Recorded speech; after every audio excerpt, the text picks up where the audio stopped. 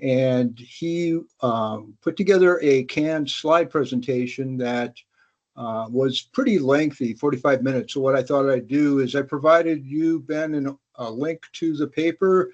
Has everybody been able to take a look at that? Yes. Yeah, I do. Okay, so I'm just going to flip through the slides and highlight the high points. And you can ask me questions as we go, or we can come back around at the end for questions. So once again, the effects of wake boats on lake ecosystem health, the literature review, it was conducted in May of 2024 at the behest of some of our Greenfire board members who were concerned about this issue. Many of them live on lakes in northern Wisconsin, or some of them do. So this is a big issue up here, and they wanted us to get on board by learning everything that's out there in the scientific gray and published literature on the impacts of wake boats. So that was David's task, and he delivered us a product in May of 2024. The outline of the paper is pretty much a description of what are wake boats, what are the ecological risks that he found are posed by wake boats, what are some communities doing in Wisconsin, what are the knowledge gaps, what don't we know, and what are David's conclusions based on reviewing the literature. So as you probably are all familiar, what wake boats are used for: water skiing, wakeboarding, wake surfing. What makes them unique is that they are equipped to create recreational wakes, in that they can take on ballast to increase their weight, and also have equipment on the boats to modify the wake to create greater height, so that you can actually surf behind the boat without a tow rope. And to do that, of course, you need a pretty significant wave. And it's that wave that people are concerned about, not so much the wake boats, particularly if they're just used in water skiing or boating about the lake mode without the ballasts filled. So once again, the wake surfing use of them creates a relatively high bow angle of about 15 degrees, and it's at a slow speed of about 10 miles per hour, which of course, if you've ever motorboated, you know at a slow speed you create a greater wake than at high speed. So the ecological risks, one that is consistently brought up is the risk of aquatic invasive species, in that when you take on up to 700 gallons of water, lake water, to create the ballast, or to fill the ballast, you also could take on aquatic invasive species, pieces, parts, or organisms themselves, and you run the risk of transporting those to other lakes, because uniquely to wake boats, they retain water in the ballast of up to 8 gallons that folks feel are a potential for transport, a vector between lakes once they're filled and dumped in another lake. So David did some math and looked at the volume of water in the ballast, and came to the conclusion that these boats would need to be treated with up to 140 gallons of water at 131 degrees Fahrenheit for at least 10 minutes to effectively kill off most of these aquatic organisms. The second ecological risk is to aquatic macrophytes. Aquatic plants that grow along the lakeshore provide habitat, also provide sediment stability, and can break up wave action as it's approaching the shore. At a wake surfing mode, the prop can itself be 3 feet below the water, and the prop wash has been measured to be disrupting sediment at a depth of up to 20 to 25 feet, depending on the study that's being looked at. So that in and of itself is a risk if they're operating near shore or in shallow waters.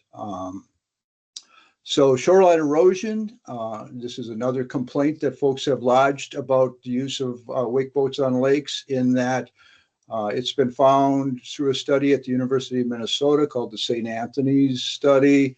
The wake boats themselves in wake surfing mode create waves that are 2 to 3 times taller than that of a standard motorboat, and the energy of those waves is 6 to 12 times greater. And it was their estimate that for those waves to break to shore at the same energy of a motorized ski boat, they would have to operate 600 feet from shore. And sediment resuspension and water column mixing. Because this prop wash has been measured to penetrate to 20 to 25 feet in other studies, there's the potential of sediment disruption, which can resuspend nutrients, and that can make the water more turbid and also provide nutrients for increased risk of algae blooms. In deeper lakes, there's something called the hypolimnion, that is a cold pocket of water below the warmer surface waters that it is thought could be disrupted by the prop wash penetrating to depths of 20 to 25 feet. And if that cold pocket of water at depth is resuspended into the upper water column, you once again resuspend a lot of nutrients that are kept in that cold water, and thus you have an increased risk of algae blooms if indeed these water columns mix. And then, of course, there's the bird and fish advocates, particularly up here in the Northwoods. Folks are really big on protecting their loons, and they nest right at the water's edge. So if you have waves coming into shore at a high energy and a high height, you have the potential of washing out loon nests. And another big concern is the impacts on fish habitat. There's a lot of near shore fish spawning areas, and there's a group called Walleyes Forever in Wisconsin that have documented that wake boats have caused disruption of some walleye spawning beds in parts of the state. So what are Wisconsin communities doing about all this? Well, I should mention, I took he's got a screenshot from a trade magazine where, I'm trying to see who the trade organization is. Oh, it's Malibu Boating themselves. They say that it's best to wake surf in at least 12 feet of water. Even more is better. When you have less water underneath, the boat will not generate a fully formed wave. If you have shallow spots in your waterway, you'll notice the wave dropping out and losing size. So it's best to stay in the deepest water at all times. So this is a trade magazine kind of pushing folks out away from the shore and into the deeper parts of the lakes just for their recreational purposes. Now, if you can envision a prop at angle and 3 feet of depth from 650 horsepower engine, you can anticipate that the shallower the lake, I believe your lake has an average depth of 15 feet, the more likely you're going to have sediment resuspension and disruption of aquatic weed beds and things of that nature. So what are some communities doing? I believe you guys have already had a presentation or a conversation with Last Wilderness Alliance. They've been working with communities to put together local ordinances that don't limit wake boats, but limit the creation of recreational wakes on lakes. And according to their website, 53 Wisconsin local ordinances have been put in place, and a coalition of over 60 organizations have been developed to establish statewide standards for wake enhanced boating in Wisconsin.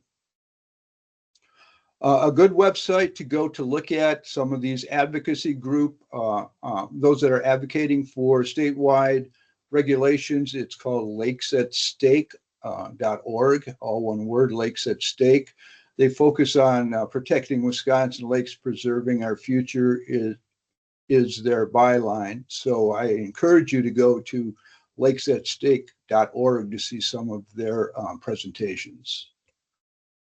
So knowledge gaps. What don't we know? Well, David's report that you have in hand is now in peer review at the Journal of Lake and Reservoir Management. He's doing some revisions, and hopefully within a short amount of time, this will be a published document that you're looking at right now. I haven't seen the revisions yet, so I can't see how much it'll be remodeled by the time it's published. But as far as knowledge gaps, he describes there's limited information on whether vision limitations occur while in wake surfing modes. The distance from shore needs to be more fully worked out for recreational wakes to have minimal impact on erosion. The distance wake boats need to be from other non-wake boat recreators needs to be established. There's been complaints, anecdotal, that they disrupt other fishermen, kayakers, canoers, those sorts of things. The average area that a wake boat requires to use needs to be established to undertake their sport. The mixing depth needs to be better defined or better quantified. There's 3 studies published that show it to disrupt sediment between 20 and 25 feet. They're not published. They're reports to lake associations, so a published report would be best. And there's word that the University of Minnesota St. Anthony's group is going to publish a paper of that nature. To come up with an effective way of hot water sanitizing the internal ballasts of wake boats needs to be worked out. So in conclusions, based on David's literature review and pretty much consistent with a lot of these organizations that have joined the coalition advocating for Wisconsin to have statewide standards for wake boats, he recommends they be operated in areas that are at least 20 feet deep, at least 600 feet from the shoreline. Consider restricting wake boat access to lakes until after fish spawning. To limit wake boats spreading AIS by developing hot water treatment stations. Online training for proper use and risks involved with wake boating. Informational signs and documents should be distributed, and encourage lake users to document and report inappropriate behavior to the Wisconsin DNR tip line. So that's a quick overview of David's, 50-some page report. I'm happy to take any questions you may have right now regarding that, and or we can just move on to Paul and have him make his presentation. It's up to you guys. Are there any questions from the table for Paul? Don't. Okay. I have. Now, Mr. Meyer, the review and the people that were involved with this, did they go into it with a point of view already established, or tell me about that? What was their position starting out? Okay, David is a PhD candidate at the University of Wisconsin Center of Limnology, and he was working on his dissertation, and he was recommended to us as a scientist that could take on the additional work of putting together this literature review. So he had no experience with literature, with wake boating or one side or the other. We just tasked him with going into the literature unsupervised by us, and then coming back to us with the report that you have in hand. So I don't believe he's ever participated in any research on one side or the other as related to wake boat activity, nor is anyone in Greenfire. We're not wake boat researchers. We just wanted to glean the literature for what everyone else is saying about wake boat impacts. Thank you. And does Greenfire have a position on having statewide legislature dictate for each individual lake what they will approve and not approve? No, well, statewide ordinances would be good, or standards. However, our position is the same as the other members of that coalition, that local control should preempt the statewide standards. So we advocate strongly for the retention of local control, as do the other 60 members of the coalition. Thank you. Thank you, Mike. Any other questions? Okay, thank you. Paul's none. Okay, Paul? If you're ready? Can you hear me now? Yep. Hello. Thank you everyone for giving me the opportunity to speak to this. My name is Paul Vitucci. I grew up in Chicago. Our family transported up to Wisconsin on weekends to do water sports. I have been a water sports professional for 35 years. I've made a career of it. My full-time job is I'm the team leader of an active water sports business. In our business, we serve the active water sports community, but on the service end of things, we service all kinds of boats, jet boats, fish boats. We sell pontoons, and obviously the active water sports boats. So from a technical standpoint, I have a very good understanding of the operation of a lot of these drive lines and how they properly operate in the water.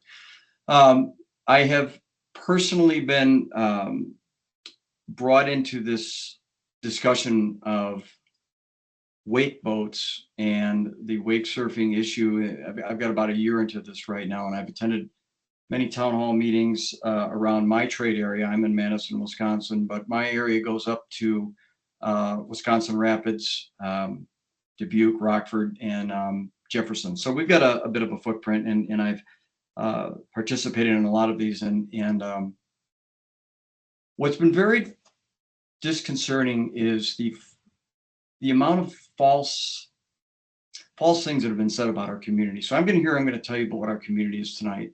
Many people have been told a story, and I'd like to tell you the story of what the active water sports community is.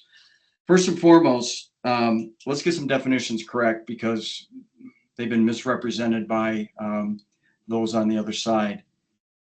Active water sports is our general term for all types of towable sports, but really sports behind the boat, because as accurately stated, you have the opportunity when you wake surf and you wake foil to be able to let go of the rope and have the wake push you. So that's active water sports. Bifurcated into two segments: ballast assisted and standard. Ballast assisted water sports is basically the boat with some kind of weight being added to the boat to make the arena better for the wakeboarder, the kneeboarder, the wake surfer, the wake foiler. Ballast assisted water sports.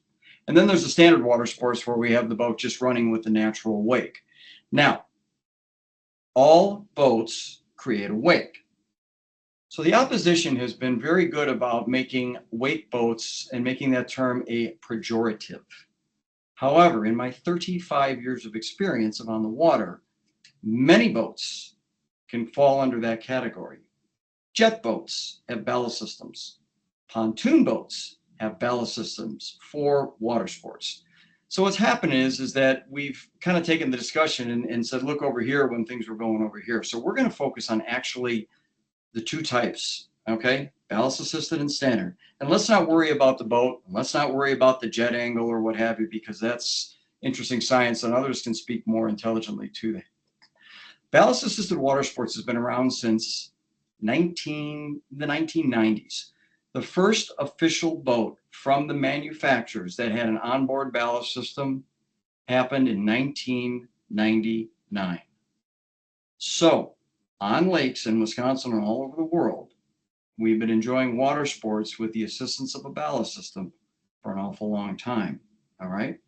And there's been a lot of evolutions, and the boats have gotten bigger, and there's no question about that. So that's our ballast assisted water sports. And that's wakeboarding, kneeboarding, and now we've gotten into wake surfing. Our opposition has made the point about wake surfing and the devices. In fact, in some of the legislations that have been put forth, they've incorrectly mentioned what the devices do with the boats. And they say, well, the devices enhance the wake. And other than one device on one brand of boats, that's Malibu, the devices on the back of the boats actually reposition the wake.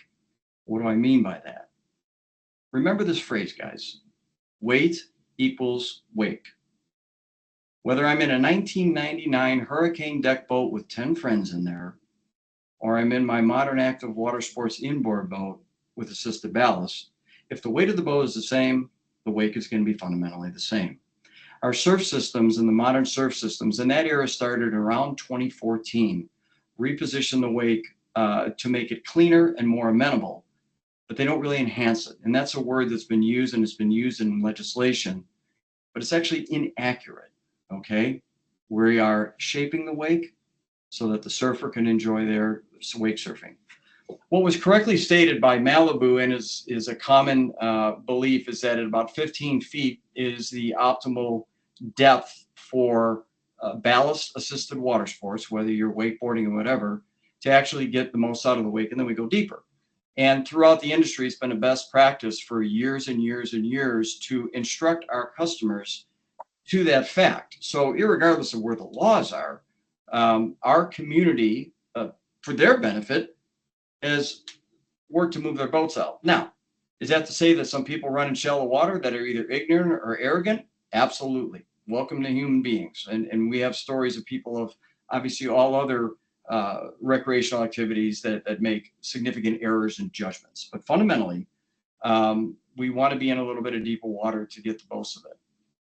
So that's really what it's about. I will have to tell you, one of the things that has driven me to fight in this battle, to give you the story, is the way the active water sports community has been portrayed by Lakes at Stake.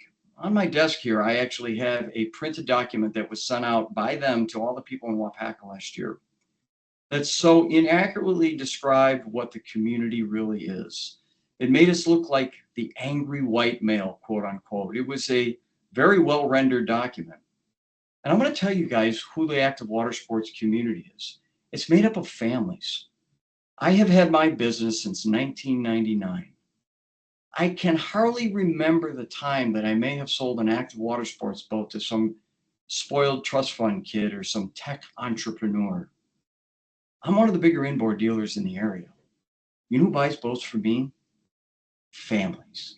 Families, families, families with children, grandchildren, adult children, teenage children. We joke that the wake surf community is basically just out of diapers to just before diapers.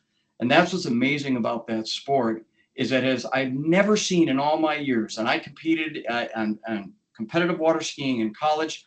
Like I said, I'm a lifer in this business, and I've seen a whole lot in my years, not just in Wisconsin, but in traveling the United States before I opened up my dealership. So I feel I bring a pretty wide perspective to what the community really is. And that's what it is. It's families.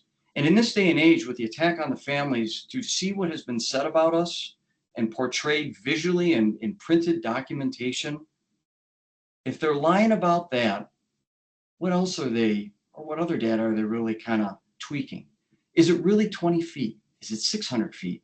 Does the wave energy disperse at 200 feet or 300 feet? It was really interesting. There's a study out of Connecticut, Terra Vigilis, that's being used to help inspire ordinances around the state, that had a picture of a surf boat in this whole bow high manner. That boat that they used was a 1998 Mastercraft, improperly set up for surfing. The bow was way up in the air. Soak on that, folks. Legislation was made in this state based on a boat not even engineered or built in this century. Well, let me tell you a little bit about bow high operation. Number one, if a boat is going to be approved by the National Marine Manufacturers Association and all modern inboard brands, Mastercraft, Malibu, Nautica, et cetera, are all NMMA approved. NMMA sets general guidelines, fire extinguisher, grab handles, things like that, fundamental safeties. One of the main issues is a sightline validation. What do I mean?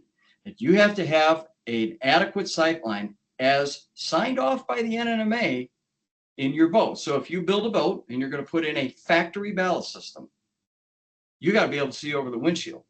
And secondly, and I've just validated this with a naval architect, this whole bow high operation is a muse. Well, I suppose if you have a boat from the last century, but any modern active water sports boat that is set up not only for wakeboarding or kneeboarding or surfing, the last thing we want is the bow up in the air. We want that bow more level, and when we add the weight, we want to sink the boat into the water, okay? That actually gives you a wonderful arena behind the boat, whether you're in a pontoon, a jet boat, or an inboard boat is what everybody kind of associates active water sports to be. But again, it's not just an inboard boat, but fundamentally, the last thing we want to do, just from an athletic standpoint, is have that nose way up in the air because it makes a horrible wake. And the whole idea behind these active water sports boats and this activity is the arena behind the boat. And like I said, it's not just inboard boats. So if we're looking at all of this, we really have to kind of take into consideration a pontoon boat, a stern drive, because now the stern drive industry has re-engineered their outdrives to be safer so that now a Cobalt or a Regal, properly set up with a ballast system and a stern drive, can pull surfers and wakeboarders safely.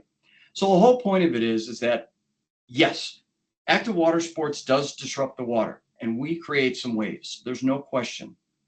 But what has happened, in my opinion, in my observation of being in this business a long time, is we've seen that the lakes, especially in the past 10 years, have gotten much busier. The boats have gotten a lot heavier.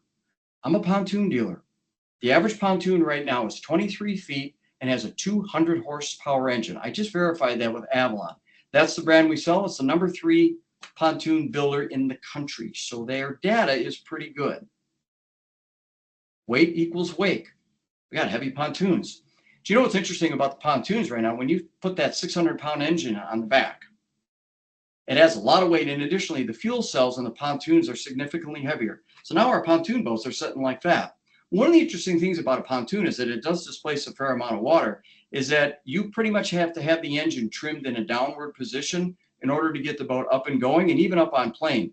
The minute you move that trim, that pontoon outboard, that outboard really wants to kick out of the water. Again, I know this because we rig these, and when we instruct our pontoon customers that, we let them know that from a traditional outboard power boat where you could adjust the motor a lot more, you can't do that on a pontoon boat. So the prop angle is a lot further downward, and most pontoons do tend to lurk in a little shallower water to enjoy the sights, enjoy a nice evening cruise, whether you're doing it at 2 miles an hour, 15 miles an hour, or now these days at 45 to 50 miles an hour.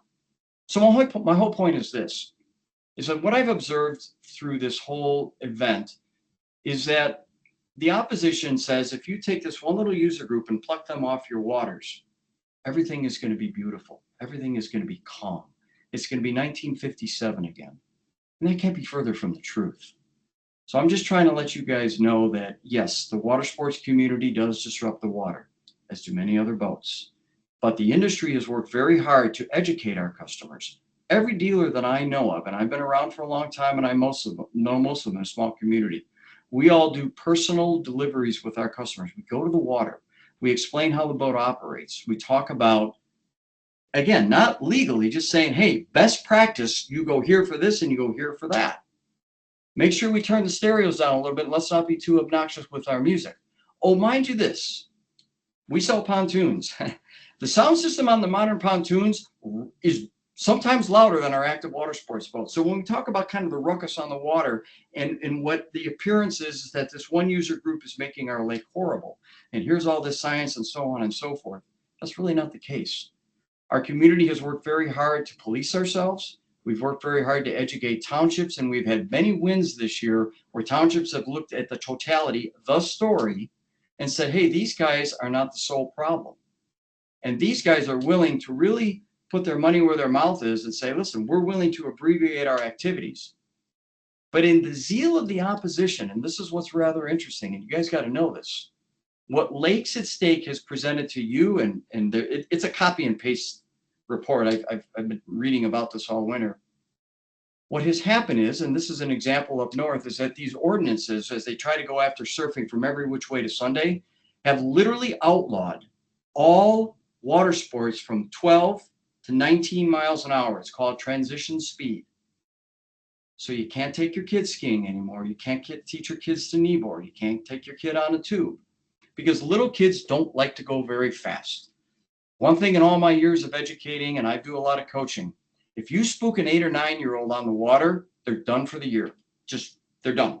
Hopefully over the winter, they forget about it. They grow up a little bit. Next year, we can give a shot at it. But in all my years of coaching, that critical time when we want to bring this young child into a wonderful, healthy, family-friendly activity, if we spook them just a little bit, that's a problem. Well, if I take that 6-year-old and I have to go 20 miles an hour at on-plane operation per the law that was recommended by Lakes at Stake and all these other organizations, we've now just wiped these kids off the lake. So this is why local control is out of control. And we are sure hoping that the state legislators recognize this. They've been informed of that, and that we do need to get some common sense legislation. And I know that is happening. And I can promise you guys, number one, every day when I instruct my customers in the best practices of operation, we are very, very aware, and we make a huge point about being very good neighbors on the water. And finally, the last thing, and I got to close with this. This line of BS about the ballast system is the most hilarious, sad lie possible. You can't keep residual water in a ballast tank, and you've been led to believe that, oh no, we can't empty the ballast tanks. That is as false as the day is long. How do I know that? Because in order to properly calibrate a ballast system, you have to start with an empty tank. And one of my jobs here at the business is to do validation of boats, and that's one of the processes. And here's how you do it. And it's the same way as the fishing community does with their live wells. We fill up the boat with the water for whatever the purpose is. I want to keep fish alive in my live well. I want to add ballast to help my family enjoy a day on the water. But when all's said and done, we flip the switches. The plumbing systems are almost identical. How do I know that? Because I work on these boats, all right? We have a plumbing system that evacuates the water from the boat, but not all the water, no question. So here's the best practice that we train all of our customers. Put the boat on the trailer, go up on the ramp, and then hit your switches again and evacuate the water. Every year at the end of the season, when we do the winter prep work on these boats, we evacuate all the water. We hardly see any water coming out. And I know it's not anecdotal, but I don't see the 6 and 7 gallons and what have you. But I also see same residual water coming out of fishing boats and many other boats. And if you're really concerned about invasive species, let's think about this. Nothing has been really said about all the fresh water that's in the engines of all these boats, your stir drives, even residual water on outboard boats. If you're truly concerned about that, let's take a look at a launch ramp on a given Saturday and ask yourself this. In the totality of the amount of foreign water brought to your lake, which user group is going to be the most responsible? Just on the numbers. Number one, fishing community, and number two, the recreational runabouts. So in conclusion, another thing where you've told a story, I hope you believe me because of my experience and my daily interaction, that is just a story. And I hope that you can understand what the story is. We can evacuate the water out of these ballast systems as effectively as those in other type of ballast boats or water taking on boats. So that's that. I know I've gone over my 10 minutes. I deeply appreciate it. I just want to let you know that our community is not at war, and we don't want other people off the lakes. We have been basically told that we are to be banned, and that is absolutely wrong. And I would hope you would take this in consideration. And I'm happy to answer any questions. Non-scientific, a friend of mine can come and visit with you that is far more savvy in that. I can just speak to you, to the community and the active water sports like we talked about. Thank you. Thank you.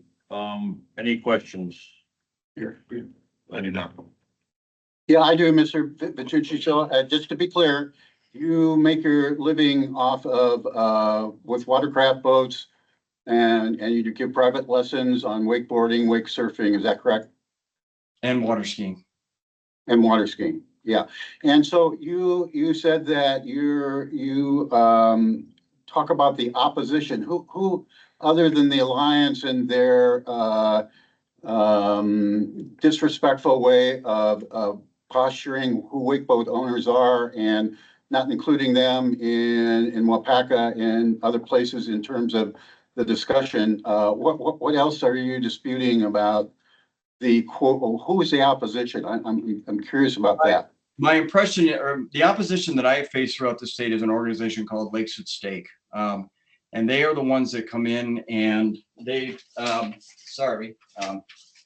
this is, this is the document that went around Wapaka. This was a wonderfully done printed piece. Seen that. It's so inaccurate. Okay, I'm making the point. It's Lakes at Stake. Those are the ones that have the proposed ordinance that you guys have been presented is exactly from them, because it's been shopped around all over the state. It's a boy. So I'm going to call them the opposition. And what happens is I found this is that now when I come into a community, then we have all the talking points, and then we have the community. It's divided.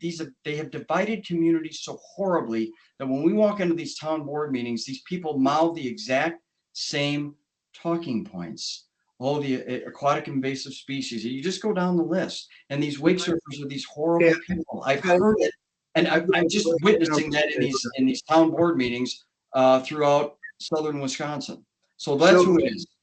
Okay. But let me just interject here. The opposition also includes Walleyes Forever, the Muskie fishing advocacy groups. These are not, like anti-family groups. These are other recreational groups that feel that their sport is being impacted by wake boats. So take a look at the 65 organizations. Lakes at Stake might be a little bit out there with their advocacy language, but there's a lot of MonPA and Hook and Bullet people involved in this coalition. I am not a wake boat advocate or denier. I water skied throughout my youth. I grew up in Vilas County. So, I don't have anything against wake sports. However, I'm just reporting on David's review of the scientific literature. But I did like this characterization of the opposition just being represented by this one advocacy group. I think you should look at the list and make your own judgments on who's part of this coalition. Thank you. Yeah, thank you. Any other questions? I do, but we ran over time, Yep. so. I thank you for your input. It's good to hear both sides of the debate. So thank you very much. You have the names and addresses. Yep, If we and follow. everybody's got, the committee members have Yeah. your information if they want to reach out to you. So thank you both. Okay, thank you again very much. All right. Appreciate your time, guys. Have a great night. Thank you. Thank you. Okay, moving on. Thank you for the input. I'm gonna move for public comments. Do we have anybody that would like to talk? Go ahead. We'll give you 3 minutes if you could state your name and. Yeah, my name's Nick Riling. I was at the last committee meeting as well, so many familiar faces. Thank you to the committee for taking this time to go through this and get different points of view. I greatly appreciate that. Not just slamming it through as you may have been asked to do. Whoa, stop. Slamming it through.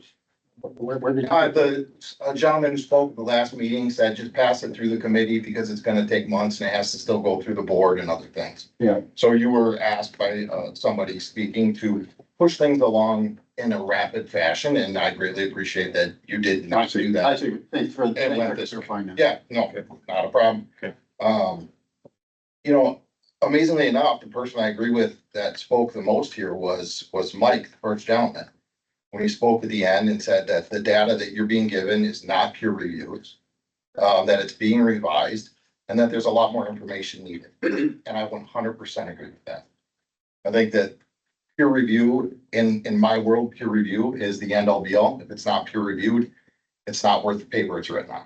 And so that's my point of view on that. Then I go to what I feel like I'm being characterized or this community is being characterized. There's individuals that are blaming everything that has happened on their lake and on their property on enhanced wakes. And that's residents of our lake, Knuckle Lake, that are saying wake surfing, wake enhanced sports have caused all the damage over a 14-year period. Wow. I have a tree that went down in the storm 2 days ago. I could blame the pontoon boats, I could do whatever, right? And so the data that we're looking at is not specific to Neptune Lake. I feel like there's more science that we could figure out on Nepco Lake. We actually just discussed at the last, district meeting for Nepco Lake. Can we figure out what boats are utilizing? When the boats come in and they get washed for invasive species, can we document, you know, what kind of boat are you using? And what's your plan for recreation on the lake today? And get a better idea, because, as Paul said, if wake enhanced boats cause 2x times the invasive species, but the fishing boats are 20x the number of boats on the lake, that's significant. So you have to look and, you know, kind of peel back all the layers of it, in my opinion, and see what is really causing problems. Is it the riprap on the shorelines? So loons can't nest there. Is it the aerators that people run in the winter to keep, ice away from their shoreline? That can cause supercooling and that can affect the fish. There's many things that are affecting the lake. Myself and Jason actually took the boats out and one of us stood on the shoreline while the other one made passes with ballast full, ballast not full, 100 feet from shore, 200 feet from shore, 300 feet from shore, to see what we're doing. We care about the lake. We live there. We care about what's happening there. We're not trying to damage anyone's property. We're not trying to cause problems. We're not trying to damage the environment. We care about that lake. That's where our families enjoy their time. I think back to all my time that I've spent on my, I'll call it a wake surf boat. I call it what you want. I think back to the time, my uncle who has one hand, couldn't ski anymore. Got him up surfing. My daughter at 8 years old, get her up surfing. My nephews, all those things. We're asking to reasonably and responsibly be able to use our ballast assisted boats on the lake and cause as little damage as we possibly can. And that's what I'm asking for, is to give us that opportunity to continue on with our. What type of boat do you have and how new is it? Mine is a 2015 Malibu wake setter. Okay, thank you. Thank you for your time. Thanks, I have a Nick. couple Yeah, questions. Go ahead. So as a community member who enjoys that kind of activity, does that community kind of police themselves with, like if you see somebody that's just being abusive to that, type of boat, do you call them on it? Do you kind of boat up to, like, how do you, cause he kind of said like, we kind of take care of ourselves with the policing. Yeah. But I'm just kind of curious, how do you guys do that? Yeah, so, two comments I'll make about that. Number one, on Nepco Lake, I haven't seen it because I've only seen one other boat of that type, doing any of those activities. So I think going under 13, with the racks and everything else is not something, I don't think there's many people from out of the area. That's the hard part, right? Is if you have people from other communities coming here, it makes it more difficult. I just moved here from De Pere, Wisconsin. I lived on the Fox River. There, absolutely, yes, you would police each other. If somebody was causing problems, if somebody was, you can tell if you're disturbing somebody and you can tell if somebody else is disturbing somebody. So you'd honk your horn, you'd drive over by them, because usually a lot of times it was, you know, it was at that point, it would be an 18-year-old kid driving the boat. So, hey, buddy, you know, can you just stay away from the guys that are fishing? So I believe that. The other side of it that I see as the issue with this ordinance as is in the current state of Port Edwards, not having a police boat, is it's gonna turn neighbors against neighbors, and it's gonna turn into vigilantes. There's gonna be people chasing somebody down on another boat, recording, yelling obscenities, right? This has happened in other areas. And so my whole thing is I wanna be a good steward on the lake. I wanna be a good neighbor. I wanna spend time with my family, right? And so, I don't see a huge problem of it on Nepco Lake because I don't believe there are that many visitors. And that's where I'd love for the district, to find a way to see who is actually utilizing the lake and how many people are actually surfing out there. Because until you have that number, you really can't quantify how much, if any, damage is being done. Thank you. I appreciate Thank you. I'll elaborate on that if you want, as far as the. That's Yeah. up to the chairman. Hey, wait, can we go off table, guys? Okay, go ahead. A similar story to what Nick is saying is and it's not on NEPCO, but out on the river. It seems to be a bigger issue with more, wakeboard boats out there. And there are often discussions from wakeboard boat owners to other wakeboard boat owners. Especially where the river narrows further up.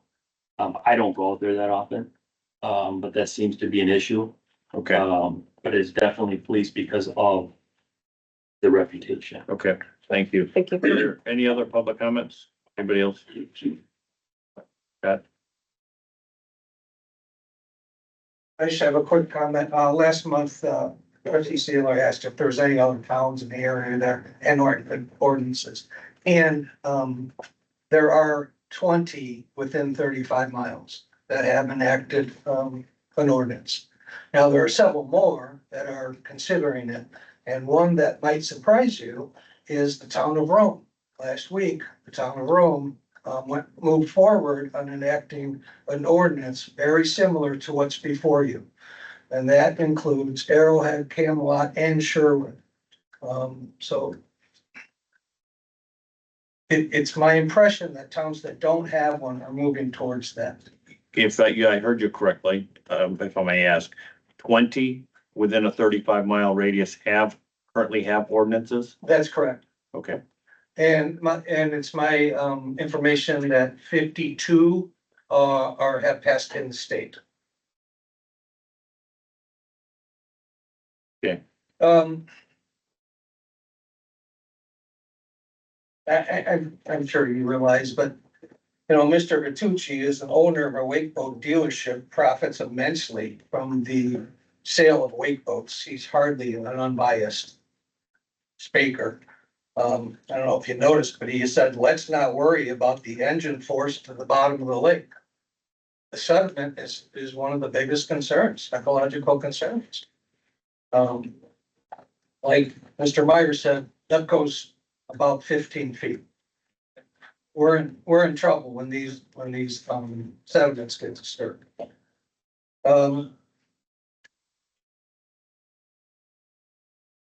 That's all. thank you. Thank you. Okay, moving on, since we are running about an hour. I do not have, chairperson does not have any comments. EMI update. Keep it short and simple. We're, working with, Kansas State still to, try to get some of their thoughts and ideas on the DMI. We did have a short conversation the other day with Stacy. No updates that, or any big changes. So we're looking to, some more information to come to the next IDOT committee, but, I sent you guys over the information, all the board members that we received from Sky Group, just to keep you guys informed of any information that comes that is from, important, I think that all board members should have. So that's all we have at this point with DMI.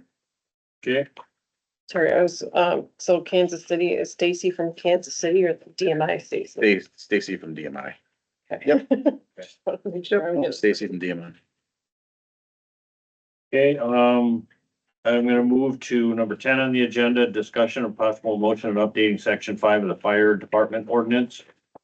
In your packet, we have the updated chapter 5 ordinance.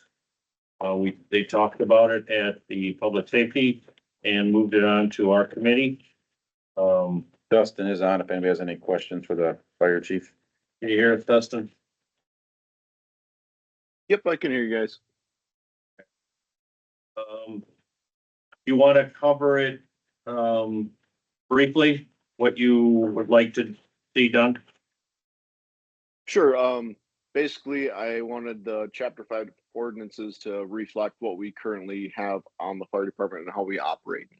So removing obviously the bylaws and referencing SOGs versus bylaws in there. That was obviously a big thing because all of it referenced the current or the bylaws from before. Also adding a little more, it's verbiage and a little more clarification on the PFC with in regards to people being suspended or terminated or anything like that, and how they would have rights to appeal the PFC and have a hearing. Also adding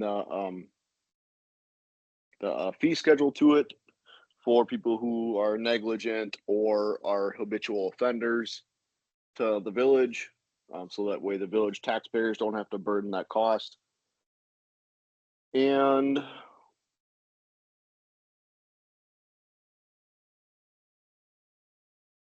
I think that was pretty much it. Just to kind of update it, bring it back to, or bring it more into what we're doing today at the fire department than before. Okay, a point of order I will ask, if we approve these, do they go to the village board to get voted on for a final? Okay. Yes. Because there's a couple of corrections that need to happen to what was discussed in the public safety committee meeting. The verbiage under 4.06, or was it?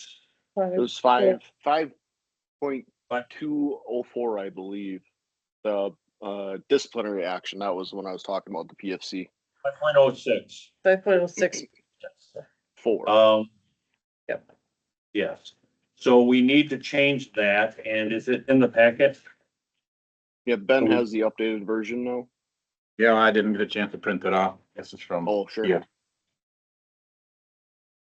Just so we're talking the same thing, because there's that change and the village administrator. Yep. Once you guys let me know what title Ben is, I can change that. That's why I highlighted it. So that way I would remember that when you guys told me what it was, I would change it, and then we could have it correctly stated in our village ordinances.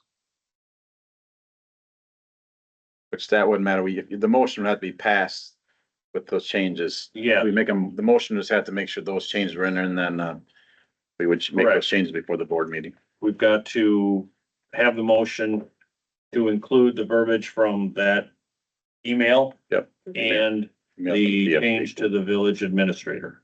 The administrator wouldn't have to be, that doesn't be in the motion because that's clerical stuff, Okay. but that would have to be added. The motion would have to include the updated information from PFC chairman. I guess I'm looking for a motion to approve chapter 5 changes with the correction for 5.06 number 4 as stated in the email that was just distributed.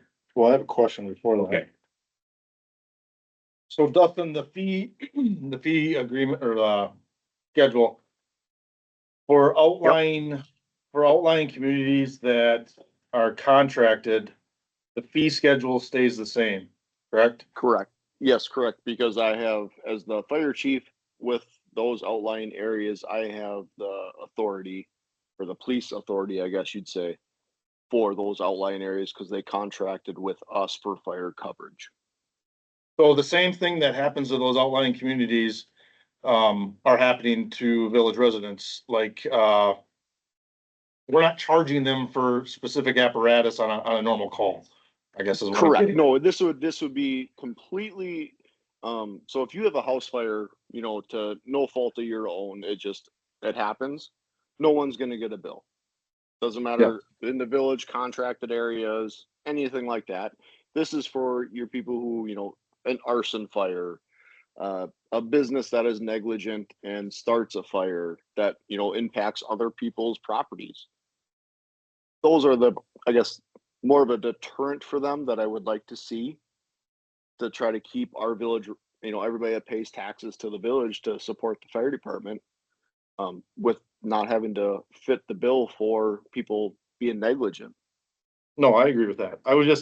I heard from some residents in other municipalities about how it was kind of, they questioned if it was like an à la carte, if they had an instance of something happening outside the village and that's what they were gonna get charged.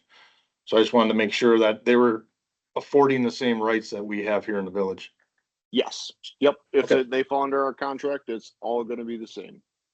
Okay. clarification, we are just looking at chapter 5, not the SOG 13.2, correct? Correct, just the chapter 5 ordinance is what you guys would be looking at. The And that fee was my schedule, fault for sending too much information, too much at the moment. Chapter 5 will all get passed through PLP, but then the fee schedule will have to go to FH. That's finances. Correct. Yeah. Yep, Well, that's 5.21 though, right? yeah, So it's technically in chapter 5. When you're adopting all 5, it's in there, but then the the fee the schedule. fee schedule has to get okayed by the FHR. So it is relevant though, because it's Yeah. chapter 5. So we are, I guess we are approving the fee schedule as part of the ordinance, not as the cost. So, any, I guess if we look for a motion, then we can have discussion. Also move. Okay, and I'll second. So we have a motion to approve chapter 5 changes with 5.06 number 4 as corrected for the email.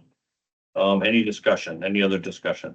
So the other question I got, it was run through PFC. They're good with Yeah, it. PFC sent it to Pitt tonight, and how Pitt's gonna send it to FHR for approval on the finances. Which is the same four people. So it's ran through all the right courses. Okay. With that, all in favor, say aye. Aye. Opposed? Motion carried. thank you Thanks, all, Dustin. appreciate it. I'll get the new updated copy out to all the members tonight when I get back to the office. Okay, Sounds good, thank you, Ben. and we've run into an hour. I say we table it. Okay, we can table we're gonna have some discussion on general, Well, let's answer one thing, yes, because that'll help me get this done. okay. So a lot of this has to do with title. Again, I just work here, but as the administrator, we don't really have an administrator according to what I've read. So we need to decide on those spots. I'm gonna make it, we won't talk tonight, but the board makes a decision on all the hiring. That's one of my biggest changes in it.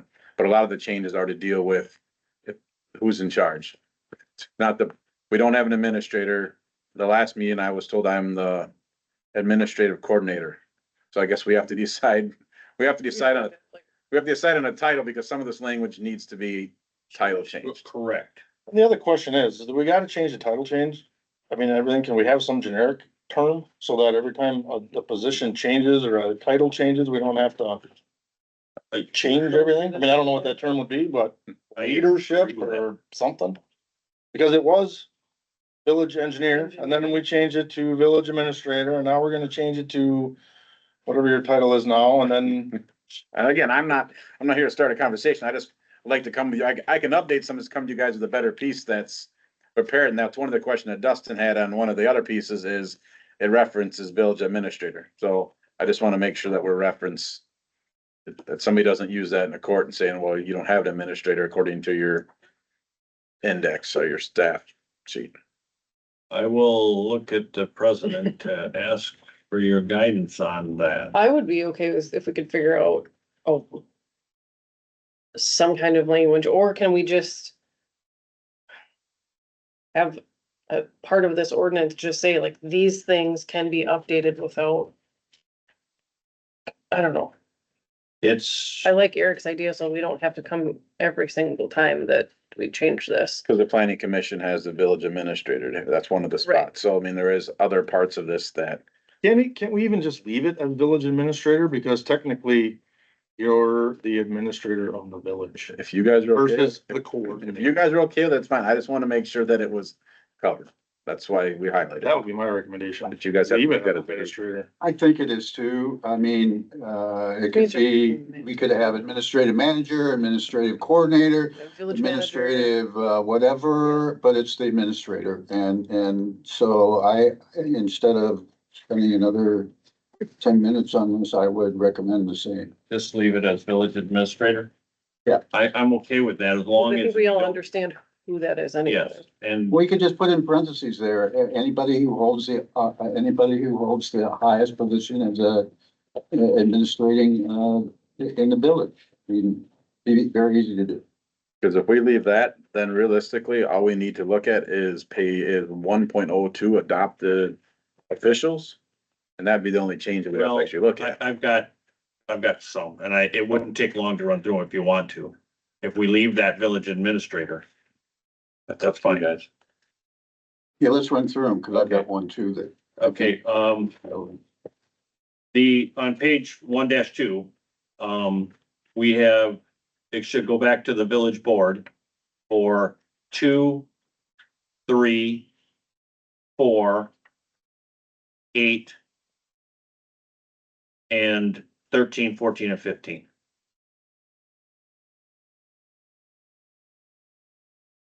So those you want to go back to the board? Yes, That's how it was, yes, right? the way it was. So change those ones would be your recommendation? Just so Yes, that'd be my documenting, recommendation. Right? And the other thing that was highlighted that we couldn't, you weren't here last time, Ben, was the 1.02, all will be presented to the village board for approval in yellow. What did you? So mean by if, that? if we go back to the board approves it, we can get rid of that line. And before administrator was making those and then it had to go all through the board to be approved. So we But can since take that off. Correct, since the board is approving all hires. Then we remove, That was updated in 2020, that's why okay. is that the current version? No, I'm a little it's confused. 2020. What's the recommendation then on who appoints those people? Village board. Village board. So reverting back to how it was. Village- Yeah, yeah. Yes, 1.02, remove all will be presented to the village board for approval. Village board hires everybody but the police chief and the fire chief, and that is done by the police and fire commission. Otherwise, everything else is done through the village board. Okay, Yep, thanks. okay, we all okay with that? Yep. Okay, 1.1-3, we will leave that, authorized by the village administrator for use of public property. Is that staying? I have another one on one Okay. day three. Go ahead. It's a very small one, but I think it has in red, village officers and employees, anyone receiving a payroll check from the village. It could be that, somebody is a village officer that doesn't receive a payroll check. So I don't know if that I would encourage to take out the payroll, anyone with a payroll check part. It would include somebody that doesn't have a payroll check. Is there anybody? Adjunct committee. Yes. Which number was it? I'm sorry. 1.041. Okay. It's in red. Oh, I'm okay with removing that. That was added by previous administration, the whole village offers employees. Any disagreement? Okay, just removing the part in parentheses. Anyone receiving a payroll check Yep. from the village, Yeah. correct? Okay, and then 1.043, as authorized by the village administrator. We're leaving that alone. Yes, we're leaving that alone. Yep. 1.1-4.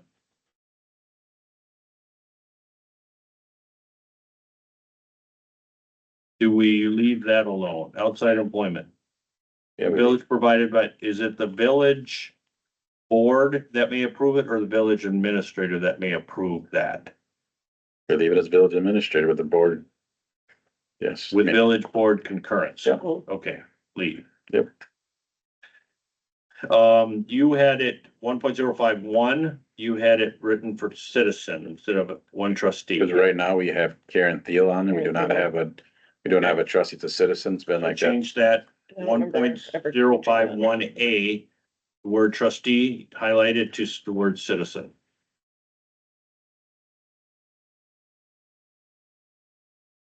And 2A, we'll leave it as village administrator. Any other changes on 1.4? Nope. Okay, 1.5. 5A, who must be an elected official? You had a question mark. So if there's been years that we've had people on the airport board that were not board members, so right now you have it as who must be elected official. So right now, Correct. board members only can be on the airport commission, not an outside resident. Correct, because that is the airport commission's rules. So that So leave. that has to be, an elected official. Okay. Yep. So we leave that. Yep, Okay. that's just a question, because we did have outside agencies before. Right. 1.061, where it says section, the third line, section 3, that needs to be changed to ordinance 100. Hold on, where are we?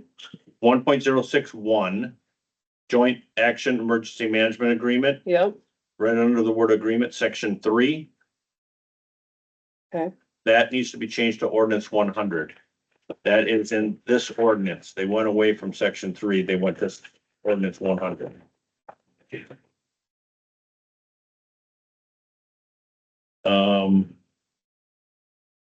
And 2, we can leave.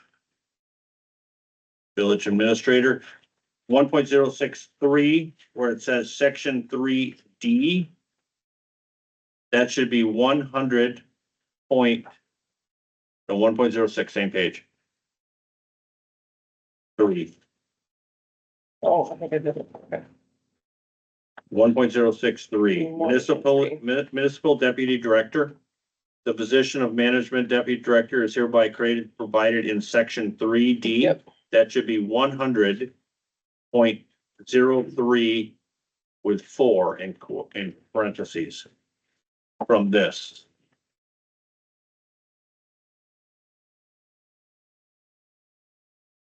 And I ran these past Nick, and he agrees. Anything else on 1-5? Okay, 1-6. 6, succession to local officers, local offices. That 166.07 state statute Mhm. should be 323.541 in parentheses. I can give you this copy if you want, whoever wants it. Yeah, give it to me, please, or whatever. I'll give I'm it. trying to just write it on this and I was just. I'll work with staff, will update and send you guys it over. 7, the 166.23 statute should say 323.11 and 323.14 Wisconsin statutes. They did away with 166. They codified it in 323. Okay. Number 8, chapter 166 should say chapter 323. And I think that, anybody have anything else? I think that was mine. And we're keeping 1-11, the village administrator on demand, Where, the last page. yeah, the 1-11, village administrator. As long as it's not the committee chair, being the cemetery manager, I'm Yeah. fine with it. So the question I have about public records Okay, go ahead. is I think it needs some wording updating. Where are you? 17, 1617. Cause on there, it says custodian means the officer, department head, division head, or employee of the village designated deposit to keep such records. My opinion is we need to have one person, records come in, records go out by that one person, not just by department heads. I know for the school district, I provide the records and then it goes out by the superintendent. It does not go out by principals or other people because that could be misinformation Yeah, I get it. without having due diligence. We'd have to add it or change it somehow. I'm just stressing my point. And if that is, You're Diane, talking 5, public records access? Yeah. Okay. Yeah. as the custodian, it says, and B, it's page 17B, 1.08 B. Whoever that custodian is, I just think that the village needs to have one custodian. The department heads can create the records, but then that custodian is the point of contact to give out those records. If that is the administrator / custodian / public works foreman, director, whoever. Can you, and again, I don't know if we approve these. I think you guys made these changes. I think I can go back, update this copy with all these changes and come next meeting with a full Yeah, for approval. And maybe can you give me some language from the school and I can add that in there? and then if you can send it out, then we can reread it and just approve it next week. We'll approve that. No, we won't even bring it to the board. I think there's way too many changes with the 322s and all this. I think we better wait and bring it back next month to you for approval. And that's fine, but we'll approve it in here. Next If you month. Send it, yes. Yes. That's fine. That way I can update and you guys have a sheet in front of you that actually has the updates because we're doing that in the next meeting. We're not, we need a sheet that has all the changes to vote on, so we're not And then making a motion to make changes. yes, and then we could go through two if we want, and then we'll approve one and start reviewing two. I do have a question on 1.09. In Village of Port Edward Cemetery, it talks about village ordinance number 76. And I'll work with you on that tomorrow. I'll work with, I know there's a 76. I will find the exact ordinance Okay, and be able to get that to you so we can get that number Thank you. straightened out. thank you. Yep. No, thank you guys for giving me some updates. Any other discussion on chapter one? I think when chapter 1 is done, let's take all the colors off and just go back to black and white. Perfect. I like it. I agree with that. Okay, any old business? So I guess, I don't know, it might pertain to the Wake Court Okay, voting stuff, but what does the DNR think of it? I mean, cause ultimately they're the, overseers, right? They're in charge of the water. I would I mean, like cause I to think reach out last to time, somebody, have maybe next month, try to have somebody from that department come in I'd be because glad to ask Scott Provost, who's the water specialist Yeah, for this he is area. the one for, because I see lawsuits, I see ordinances, yes. 52 have passed in the state, whatever. I just don't wanna be mixed up in the, I think that's wise because DNR has to approve it, so they obviously have a significant, if it. Anything sent to them, they have to approve, so let's just get. Go right- what- right to Right, the, to Do you wanna ask Scott Provost or? I can. I can send his contact why don't you info. send them to me and then I'll. Yeah. schedule- Right? Yeah, but send, yeah. not that the information's good. No, I appreciate you guys coming down, you know, and listening to these guys. I didn't really know what the argument was of the second gentleman until towards the end. But, What you wanna know? I think we need more we're information. gathering information, but More yet information is better. I don't wanna make a decision and then have DNR the saying. top guy say, well, you guys are wasting all your time anyways. So, and I don't wanna make a decision one way or the other and then get sued. So, But the final thing will still be, I mean, and Nick knows we're talking about this, but you know, he's doing a little bit of background check on on the legal side of it too, but definitely bringing, that was my thought, I have a great idea. I think we should bring the DNR in, be the next, topic next month. I also I agree. think we ought to, check in with Domtar on. Hold that thought. Any other old business? I got new correspondence. Anyway, okay. Yeah, you know, so. You're. I just wanted to get it on. Any other new business? Okay, correspondence. I did receive a phone call from Dave Orcott, who's the environmental guy, lead guy at Domtar, expressing concern of water quality coming out of NEPCO. So they are going to be submitting their perspective on it, their official perspective on it, as soon as his boss gets back in town. So I did get that correspondence and I'll share that when we receive it. Any other correspondence? Okay. Future agenda items. Well, we're gonna be, and I don't wanna, our agendas are getting long, but we gotta bring depending what comes out of the chicken ordinance meeting on Monday, that might be back in this committee, so. Yep. So we're aware. I don't wanna belabor the meeting, but we're listening to the town on the chicken thing and, Okay, and then we've gotta make a call. correct. Getting input to So see. we're just listening. Yep. Yes, Thank you. yeah. and who's supposed to be there? I'm gonna be on the Zoom. It's open to Betsy's running the meeting. I'll call it, everybody, call Just it. so you can either hear it for yourselves, or if you have clarifying questions for whoever is, kind of like what we did tonight. I will be out of town, but I will be on. We're bringing no information. We're not bringing any side either way, no ordinance, Or nothing. other regulations. People can talk for whatever the president decides, but we're not bringing any information to hand out at that meeting. Nope. Nope. And Ordinances, no the nothing. discussion came up of doing a survey like they did. For, What was that? I think that was Cronin letter. yeah, no, but we did one for Port Edwards on something Oh, else. something else, right? We tried that monkey thing and we've gotten way too many people that Have too many weren't emails. accurate. It wasn't accurate because They slanted it. I don't know how to do it the right way. and I guess I can look into that. Yep. Village Ordinance 1, future agenda items. and continuing the enhanced wakeboard. Next meeting, 7/23 at 5:30. I'm gonna ask that we have, garbage people, trash and recycling contracts that night, so I think we should back it up an hour, cause that might take a little longer for their presentation. 6/27/23, July 23rd, 2025 at 6 PM. Everybody okay with that? At 5, 6, 6. I think we gotta back it up, don't you think, trustee Sitter? yeah. no, I don't wanna rush. Yeah, I felt tonight they was need correct. time in their, public works. Right. So, That's 6 what o'clock. 6 6 o'clock. o'clock. Okay, Who's bringing snacks? yes. Any other, You are. I will adjourn the meeting at 6:50.